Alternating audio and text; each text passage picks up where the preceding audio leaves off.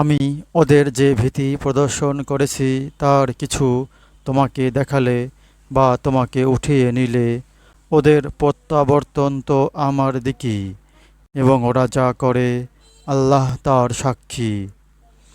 প্রত্যেক জাতির জন্যে আছে একজন রাসূল, এবং যখন ওদের রাসূল এসেছে তখন ন্যায় বিচারের সাথে ওদের মীমাংসা হয়েছে, ওরা অবিবেচিত হয়নি।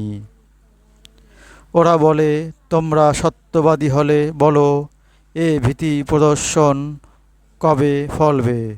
বলো, আল্লাহ যা ইচ্ছা করেন তা ব্যতীত আমার নিজের ভালো মন্দের ওপর আমার কোনো অধিকার নেই। প্রত্যেক জাতির এক নির্দিষ্ট সময় আছে, যখন তাদের সময় আসবে তখন তারা মুহূর্তকালও বিলম্ব বা তাড়া করতে পারবে না। সূরা ইউনূস আয়াত ৪৬ থেকে ৪৯। হ্যালো বন্ধুরা, লাইক ও শেয়ার করো।